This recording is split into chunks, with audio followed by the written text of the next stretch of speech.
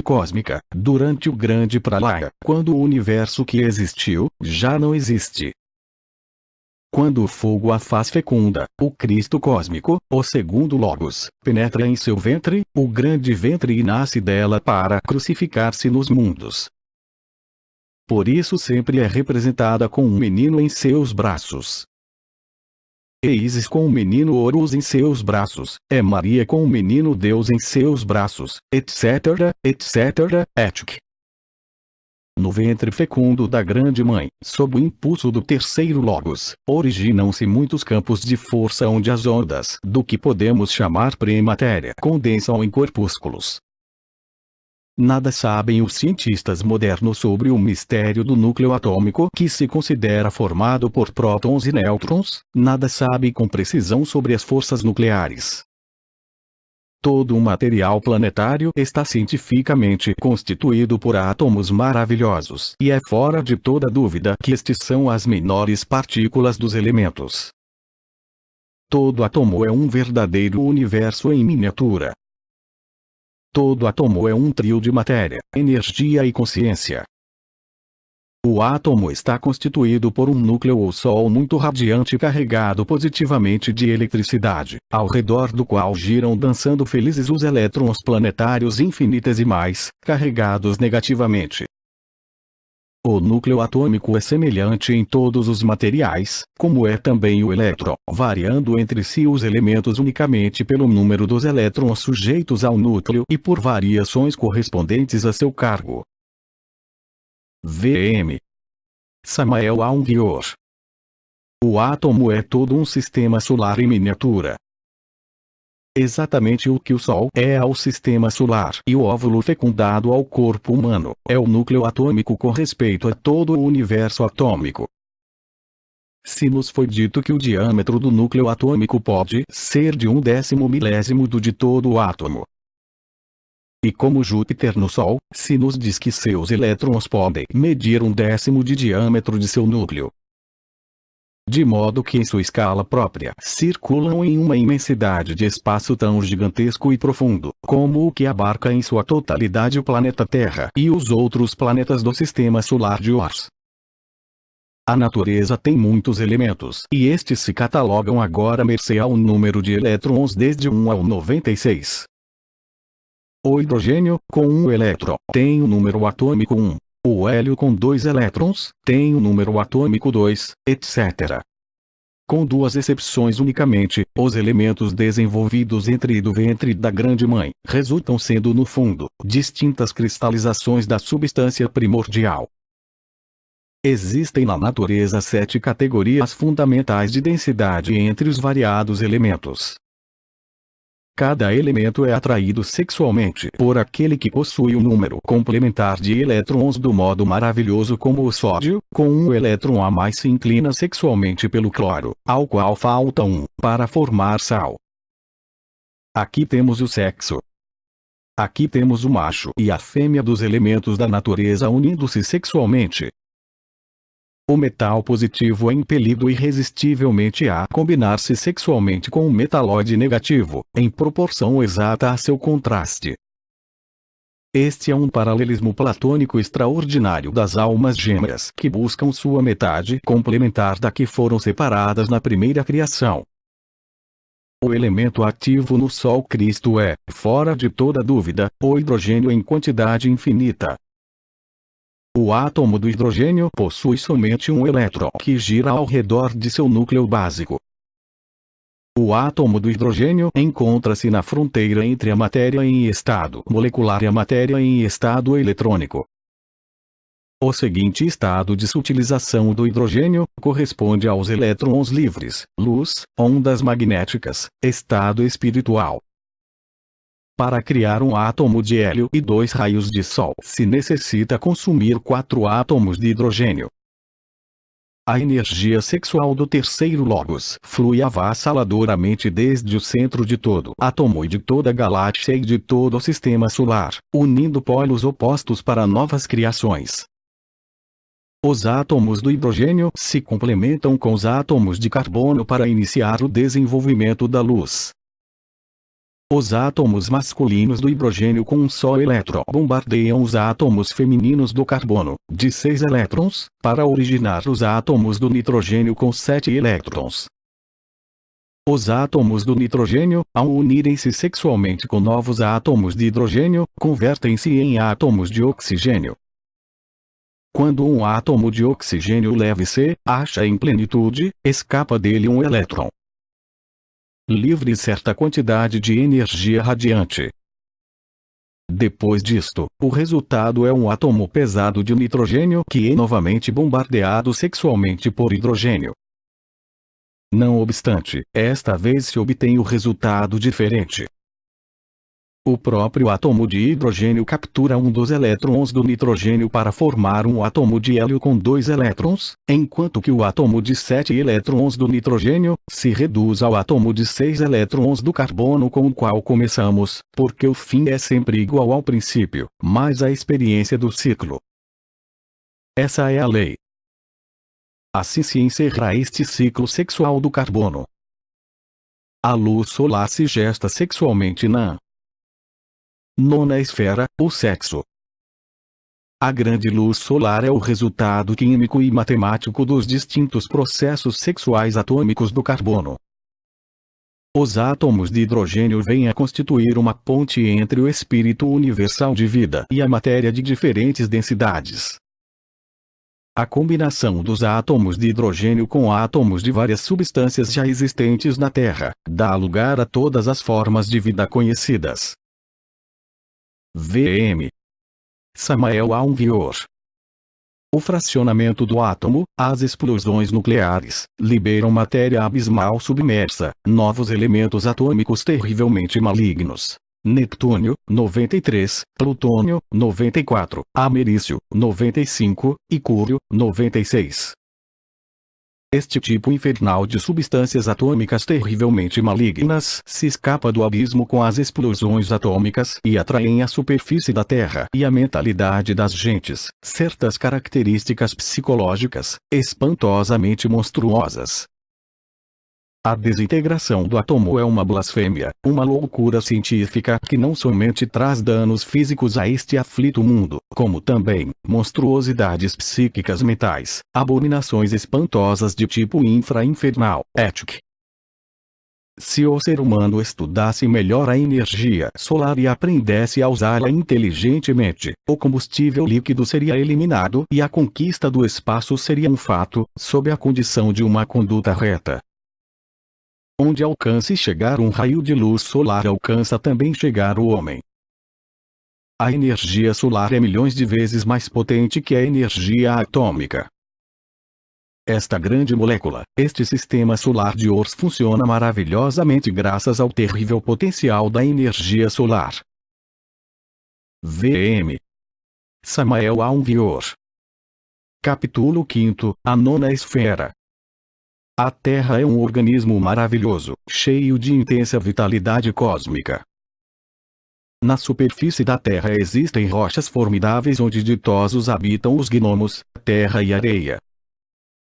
O interior do organismo planetário é desconhecido para a ciência oficial. Realmente é muito pouco o que os cientistas sabem sobre o interior de nosso mundo. Diz-se que a temperatura vai aumentando progressivamente de acordo com a profundidade, em proporção de 1 grau centígrado. As ondas produzidas pelos terremotos no interior do organismo planetário comportam-se como se penetrassem no elemento líquido, porém como se atravessassem um sólido quando se propagam mais próximo da superfície. A camada da superfície parece ser uma crosta de 50 ou 60 quilômetros de profundidade. Sobre esta crosta maravilhosa se encontram os minerais, solos, areia e água. Debaixo desta formidável crosta sobre a qual se desenvolveu toda a história da humanidade, existe a outra camada de 3.500 metros de espessura, composta de magnésio, oxigênio e silício combinados em outra forma de rocha sólida. Nada podem saber por agora os cientistas sobre o núcleo da Terra. Eles tão somente opinam que sua densidade e temperatura são muito elevados e que aproximadamente mede 6.500 km de diâmetro. Desde o ponto de vista esotérico, a Terra tem 9 estratos, e no nono acha-se o símbolo do infinito. É necessário saber que o símbolo sagrado do infinito se encontra no coração da Terra, em seu núcleo vivente, e tem a forma de um 8 colocado em forma horizontal. No santo 8, no símbolo do infinito, encontram-se colocados simbolicamente o cérebro, o coração e o sexo do gênio da Terra. Os dois círculos opostos do santo 8 representam o cérebro e o sexo. O centro do santo 8 é a sede simbólica do coração. A luta é terrível: cérebro contra sexo, sexo contra cérebro. E o que é mais terrível e o que é mais amargo, é aquilo de coração contra coração. Todos os seres organizados que vivem sobre a superfície da Terra estão estruturados de acordo com este símbolo. No centro do santo 8, existe um átomo central no qual gravitam as 12 esferas de vibração cósmica, dentro das quais deve desenvolver-se uma humanidade solar. 9 meses permanece o feto dentro do ventre materno e 9 idades são necessárias para que nasça uma humanidade planetária. A nona esfera é o sexo. Na nona esfera se encontra o fogo e a água, origem de mundos, bestas, homens e deuses. Toda a autêntica iniciação branca começa por ali. Na nona esfera encontra-se a forja acesa de Vulcano. Ali, baixa Marte para retemperar sua espada e conquistar o coração de Vênus. Hermes, para limpar os estábulos de Algias. Perseu, para cortar a cabeça da Medusa com sua espada flamígera. Desde os antigos tempos, a descida à nona esfera foi a prova máxima para a suprema dignidade do hierofante. Buda, Hermes, Jesus, Krishna, Dante, Zoroastro, Quetzalcoatl, Mahome, Moisés, etc., tiveram que passar por esta terrível prova. O símbolo do infinito é um símbolo esotérico que só pode ser conhecido através do esoterismo.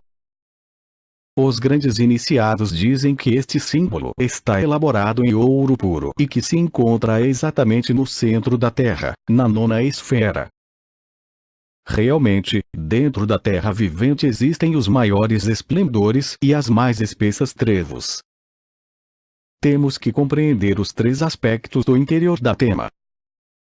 Primeiro aspecto: minerais, água, fogo, etc. Segundo aspecto: zona esotérica ultravioleta. Terceiro aspecto: zona infra-vermelha, tenebrosa. As camadas subterrâneas da Terra representam o reino dos minerais, a litosfera, e o reino dos metais, a barisfera, que envolvem um coração de incrível densidade e inércia. Em dimensões de espaço superior dentro do organismo planetário, existem 9 esferas concêntricas superiores à maneira de sublimes regiões inefáveis, povoadas por criaturas elementais, mestres, devas, etik, vm. Samael Aunvior. Em dimensões de espaço inferior, no submerso infravermelho, existem, à maneira de esferas concêntricas, os mundos infernos de densidade crescente, que conduziam, segundo Dante, para um meio, em cujo ponto unem-se todas as substâncias pesadas. Esse ponto, ao qual de todas as partes é arrastada toda a substância pesada. Este é o centro do coração da Terra, onde se encontra o maximum de densidade e gravidade, o assento fundamental de Satã, o infra-inferno. Onde a luz brilha com mais claridade, ali também as trevas são mais espessas. Essa é a lei das analogias dos contrários. No centro do coração da Terra está a cadeira de Satã e o templo do gênio da Terra, o símbolo do infinito, e os anjos e os demônios em eterna batalha. O núcleo da Terra tem em si mesmo 3 aspectos. Primeiro, físico. Segundo, regiões do ultravioleta. Terceiro, regiões do infravermelho. A nona esfera, o sexo, no centro da Terra e no homem, é o campo de batalha entre os poderes da luz e os poderes das trevas. A chave secreta que nos permite entrar na nona esfera é o arcano Asv. O Sahaja Maithuna. Recordemos que os símbolos de Shiva, o terceiro Logos, são sempre o Lingam negro embutido no Yoni. O importante é não ejacular o enseminis durante o transe sexual, porque dentro do enseminis se encontra todo o ens virtudes do fogo. O arcano Asv. Sahaja Maithuna é a chave que nos permite abrir a nona porta. VM. Samael Aunvior. Capítulo 6. A energia sexual. O sexo tem um ciclo de 84 anos e está governado pelo planeta Urano. Os polos norte e sul do planeta Urano, em forma cíclica, apontam alternativamente para o Sol. Ditos polos são os fatores determinantes do ciclo maravilhoso dos 84 anos na espécie humana. Se o polo positivo masculino de Urano aponta para o Sol, predomina sobre a Terra o impulso sexual masculino. Se o polo negativo feminino de Urano aponta para o Sol, predomina sobre a Terra o impulso sexual feminino. Durante 42 anos tem predomínio o sexo masculino, durante 42 anos reina soberano o sexo feminino. A história da pirataria, a idade de Isabel, do desenvolvimento masculino, aventuras cavalheirescas, representa claramente o ciclo sexual masculino. Este ano de 1966 em que as mulheres se desnudam, predominam, mandam, indica ou assinala claramente o ciclo sexual feminino. O homem ou a mulher de idade madura vive de rato na atmosfera sexual oposta à de seu nascimento. Semelhante atmosfera é de fato totalmente estimulante. Isto explica com inteira exatidão porque os sentimentos sexuais são, muito a miúde, mais vigorosos e ricos aos 40 que aos 30 anos. O sexo em si mesmo deveria ser a função criadora mais elevada. Infelizmente, a ignorância reina soberana e a humanidade dista muito da compreensão dos grandes mistérios do sexo. Se estudamos o livro dos céus, o zodíaco maravilhoso, podemos compreender que a nova era aquária está governada pelo signo zodiacal de Aquário, o aguador. O símbolo de Aquário é uma mulher com 2 cântaros cheios de água. Trata de mesclar, inteligentemente, as águas dos 2 cântaros. Este símbolo vem recordar-nos a alquimia sexual. Se em Piscis o homem só foi escravo do instinto sexual simbolizado pelos 2 peixes entre as águas da vida, em Aquário, o homem deve aprender a combinar inteligentemente as águas da existência, deve aprender a transmutar forças sexuais. Aquário está governado por Urano, o planeta que governa as funções sexuais. Resulta incongruente e absurdo que alguns indivíduos isolados e certas escolas de tipo pseudo-esotérico repitam uma Maithuna, magia sexual, e não obstante tenham a pretensão de estar, segundo dizem, iniciando a nova era. Urano é sexual 100% e na nova era governada por este planeta, o ser humano deve conhecer a fundo os mistérios do sexo. Repelir uma Maithuna, magia sexual, significa de fato pronunciar-se contra o signo de Aquário governado por Urano, o rei do sexo. Deve-se recordar que a energia sexual é a energia mais sutil, mais poderosa, mais fina que se produz e conduz maravilhosamente através do organismo humano. Analisando muito a fundo o poder surpreendente da energia sexual, chegamos à conclusão de que é extraordinariamente volátil e muito difícil de armazenar e controlar. A energia sexual é como um depósito de dinamite. Sua presença significa uma fonte formidável de tremenda potencialidade e também um perigo constante de explosão catastrófica. A energia sexual tem seus próprios canais de circulação, seu próprio sistema elétrico organizado. Quando a energia sexual se infiltra no mecanismo de outras funções pode, então, produzir grandes explosões, tremendas catástrofes biológicas, fisiológicas e psíquicas. As manifestações de tipo violento e destrutivo da energia sexual se originam de certas atitudes psicológicas negativas para o sexo em geral. A suspeita, o medo ao sexo, os preconceitos sexuais, o sentido cínico, brutal e obsceno do sexo, etc. obstruem os canais por onde circula a energia sexual e então esta se desvia infiltrando-se dentro de outros canais, sistemas e funções onde produz catástrofes espantosas. O aspecto de tais catástrofes pode ser multifacético. Às vezes tem aspectos de fogo que flameja explosivos com ira apaixonada, outras vezes amargura da réplica nociva, palavras que ferem, violentas denúncias, ética. V.M. Samael Aungior. Tudo isto e milhares de asquerosos assuntos da humana espécie, são devidos precisamente à infiltração da energia sexual dentro de canais e funções diferentes. As pessoas que malgastam a energia sexual em conversações mórbidas de tipo sexual, ou vendo películas pornográficas, ou lendo novelas desonestas, tornam-se impotentes. As pessoas que gastam o tempo miseravelmente, raciocinando sobre o ato sexual sem cumprir com suas funções sexuais, tornam-se impotentes. Quando, realmente fora de todo raciocínio vão efetuar o ato sexual, não podem, fracassam. A imaginação e a ramo mal usadas podem conduzir-nos à impotência de tipo psico-sexual. A imaginação mórbida, ou mau uso da imaginação, acaba com a energia sexual e quando o indivíduo vai realizar o ato, fracassa, está impotente. O excessivo raciocínio sobre o sexo conduz à impotência. Quem só vive analisando o ato sexual sem realizá-lo, quando for realizá-lo de verdade, terá que passar pela tremenda surpresa de que não o pode, está impotente. Ao chegar a esta parte do presente capítulo, nossos leitores não devem se espantar. Estudar os mistérios do sexo é urgente, porém abusar do raciocínio sexual, excluindo o ato sexual por tempo muito prolongado ou indefinido, produz impotência psicossexual. Existe a subimaginação e a infraimaginação. Qualquer pessoa pode, se assim o desejar, contemplar com pureza a outra pessoa de sexo oposto, porém a subimaginação e a infra-imaginação podem trair-nos nos níveis submersos da mente e conduzir-nos ao coito em outros estados de consciência.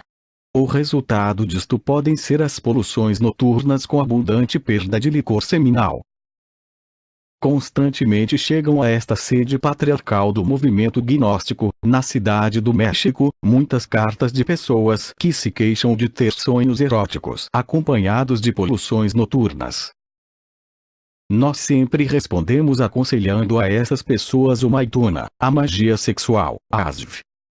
União sexual sem ejaculação do sêmen, como o único remédio contra as poluições noturnas. É claro que com o maituna diário o ser humano se acostuma a refrear o ato sexual para não derramar o sêmen. O resultado é que o sujeito se acostuma tanto a este super esforço, que quando em sonhos realiza o ato, então, seja por costume, por instinto, refreia para evitar o derrame de licor seminal, resultando que a poluição não se produz. O sexo e a imaginação acham-se intimamente associados. É impossível chegar à castidade absoluta se não transformamos a imaginação em um espelho puro e sem a menor mancha. É urgente transformar a subimaginação mecanicista e mórbida e a infra-imaginação automática e luxuriosa em imaginação de criança recém-nascida. Este tipo de transformação só é possível como uma ajuda especial da Divina Mãe Kundalini, a serpente ígnea de nossos mágicos poderes. É necessário saber orar, saber rogar à Divina Serpente pedindo-lhe o milagre de transformar a imaginação subjetiva e mecânica em imaginação de criança recém-nascida. Só ela, a Mãe Divina, a Serpente Sagrada pode transformar a subimaginação mórbida e a infra-imaginação bestial, em imaginação inocente de criança recém-nascida. Uma criancinha pode contemplar uma bela mulher nua em forma pura e perfeita, sem sentir a menor luxúria. Realmente, enquanto não for como criança inocente, resulta impossível entrar no reino do esoterismo.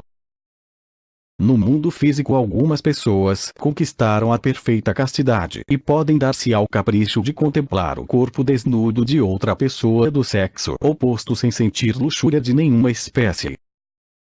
É claro que tais pessoas excepcionais creem haver chegado à castidade absoluta, em outros territórios subconscientes da mente, sem suspeitar nem sequer remotamente que a sub-imaginação e a infra-imaginação subjetiva e mecanicista as atraiçoam por debaixo dos limites da esfera intelectual.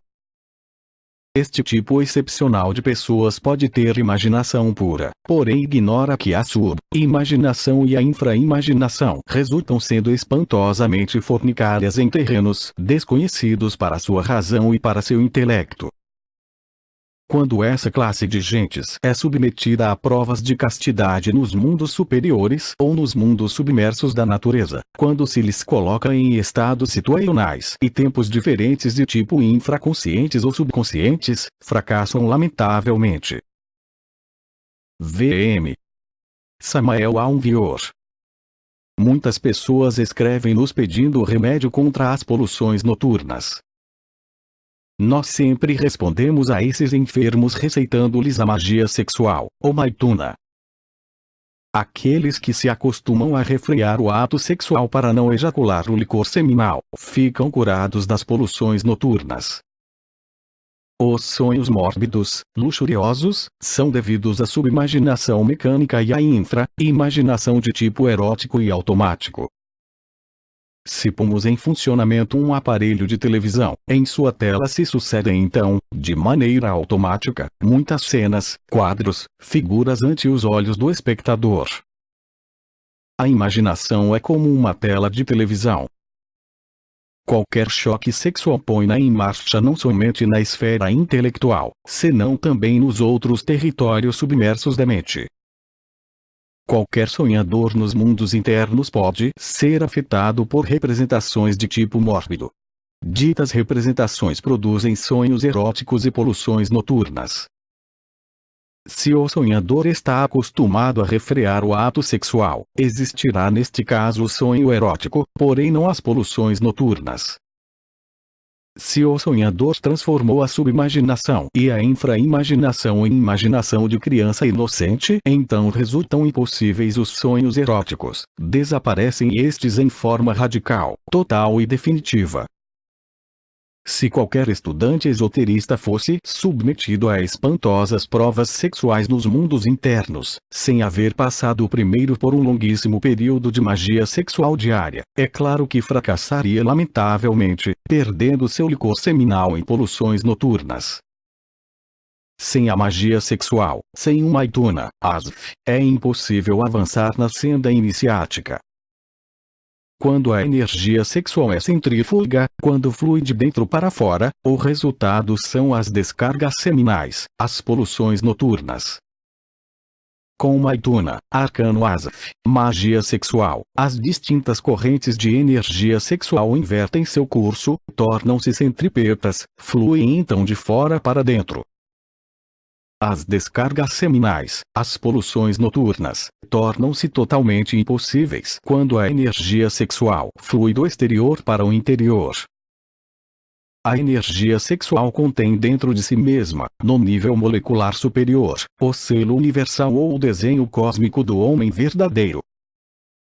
Este desenho podemos fazê-lo cristalizar em cada um de nós mediante a magia sexual.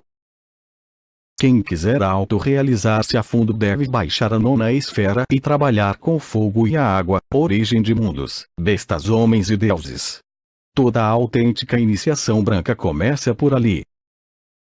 Existe íntima relação entre a energia sexual e a imaginação. A energia sexual é o fundamento básico da autorrealização íntima. Os iniciados que percorrem a senda do fio da navalha são submetidos a muitas provas sexuais nos mundos infraconscientes, subconscientes, inconscientes, humanos, subhumanos, infra-humanos. Se o iniciado não transforma a subimaginação mórbida e a infra-imaginação mecânica e erótica em imaginarão de criança inocente recém-nascida, é claro que fracassará inevitavelmente em todas as provas sexuais. É necessário saber que os iniciados são colocados nos mundos internos, em outros tempos, lugares, situações e estados de consciência subhumanos, infra-humanos, diferentes, distintos, diversos, onde nem remotamente recordam seus estudos, o caminho, ética. Agora compreenderão nossos leitores a urgente necessidade de transformar a sua imaginação e a infradiaginacão em imaginação consciente, objetiva e pura como a da criança recém-nascida. Agora compreenderão nossos leitores a íntima relação existente entre o sexo e a imaginação. A energia sexual pode converter o homem em um anjo ou em uma basta. No mundo ocidental existem muitas gentes que odeiam mortalmente a magia sexual. Essas pessoas justificam seu ódio absurdo com muitos pretextos. Dizem que o Maituna, magia sexual, dizem, é só para os orientais e que nós, os ocidentais não estamos preparados. Afirmam tais gentes que com este ensinamento de sexo yoga o único que pode resultar é uma colheita de magos negros. O interessante de tudo isto é que tais pessoas de tipo reacionário, conservador, regressivo e retardatário, não dizem uma só palavra contra a fornicação, contra o adultério, contra a VM. Samael Aunvior. Prostituição, contra o homossexualismo, masturbação, etc, etc. Tudo isto lhes parece o mais normal e não tem inconveniente algum em malgastar miseravelmente a energia sexual. Os ignorantes fornicários do pseudo-ocultismo reacionário desconhecem totalmente a doutrina secreta do Salvador do mundo, o esoterismo cristão. A reação pseudo-esotérica e pseudo-ocultista ignora que as primitivas seitas gnósticas cristãs praticavam o Maituna, a magia sexual. O Maituna se ensinou sempre em todas as antigas escolas de mistérios ocidentais. O Maituna se conheceu entre os mistérios dos templários, entre os mistérios dos astecas, maias, incas, chibchas, zapotecas, taraucanos, toltecas. Entre os mistérios de Eleusis, mistérios de Roma, Mitra, Cartago, Tiro, celtas, fenícios, egípcios, druidas e em todas as seitas cristãs primitivas tais como a seita dos essênios que tinham seu convento às margens do Mar Morto e fim de cujos membros mais exaltados foi o divino Rabi da Galileia. O Maituna, a magia sexual é universal. Se conhece um Maituna nos mistérios do norte, do sul, do leste e do oeste do mundo, porém repelem-no violentamente os pseudo-ocultistas reacionários, fornicários e regressivos. A pedra fundamental das autênticas e legítimas escolas de mistérios é o Maituna, arcano ACF, magia sexual. VM. Samael Aunvior. Capítulo 7. A atração dos opostos. A energia sexual do terceiro logos harmoniza em forma esplêndida todas as funções do organismo humano. A energia sexual não somente é perfeita em si mesma, senão quer também a perfeição em tudo que existe. A energia sexual produz acordo e concordância entre todas e cada uma das funções específicas do organismo humano. A energia sexual trabalha no laboratório maravilhoso do organismo humano, com o propósito de dar a este sua mais alta potencialidade e harmonia.